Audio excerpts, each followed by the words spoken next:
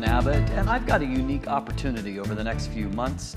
I have got a friend's copy of the Canon 50mm f1.0 L series lens, and so this lens is rare, it's legendary, and it is a very demanding lens to use with its incredibly large f1.0 aperture. As you can see, it is a very solid chunk of a lens. It may look familiar to some of you because the Canon 85mm f1.2 L series lens inherited a very similar body to this, but there is a massive amount of glass here in the front and also fixed there in the back.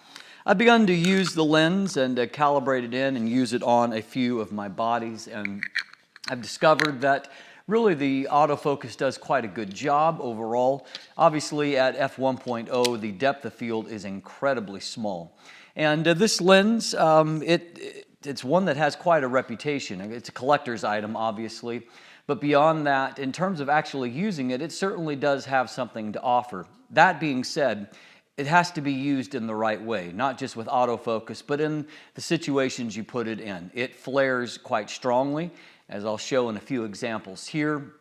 It produces a significant amount of chromatic aberrations, and really, compared to modern lenses and the ultimate sharpness and resolution they provide, it's fairly soft, wide open, and remains that way until it's stopped down till probably around f2, and then it starts to sharpen up more then. But even at those wide apertures in the center of the frame on the subject, if focus is nailed, there is a surprising amount of detail there. But people love the lens not because of its absolute qualities, but rather because it is incredibly unique. It's exciting to use a lens with this large of an aperture. And on top of that, it also enables you to do some incredibly unique subject isolation at f1.0. Compare it to a modern lens like Tamron's new 45mm f1.8 VC.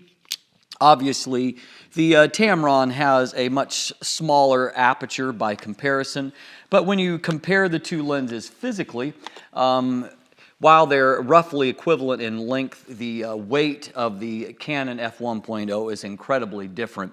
And although the Tamron does have a good metal construction, it feels fairly lightweight by comparison. And the biggest thing that you'll see when it comes to the f1.0 lens is its girth. It is really wide around, really chunky as a lens, and so there's definitely heft on it when you have it mounted on your camera body.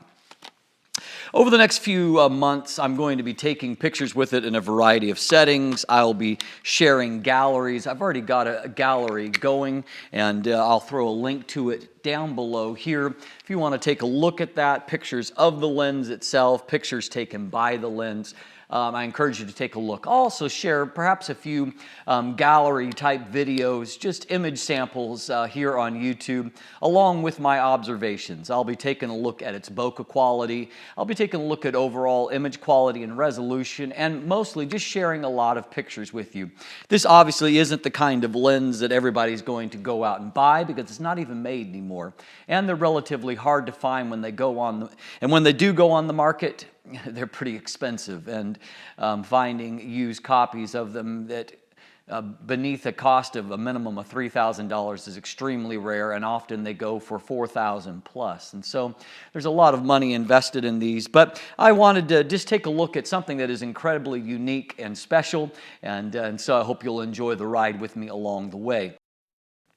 So keep your eye on this space and watch for more coming along. I'm also going to be comparing. I'm actually shooting today on a unique new lens from Canon, Samyang, and that is a 50mm f1.2 for mirrorless bodies. And so I'm filming with that lens right now, and it is a tiny and comparatively sharp and free of flaw lens by comparison, but we'll take a look at the character of both these lenses side by side. They're not quite an apples to apples comparison, but this is a large aperture fast prime, and so it might be interested for comparison.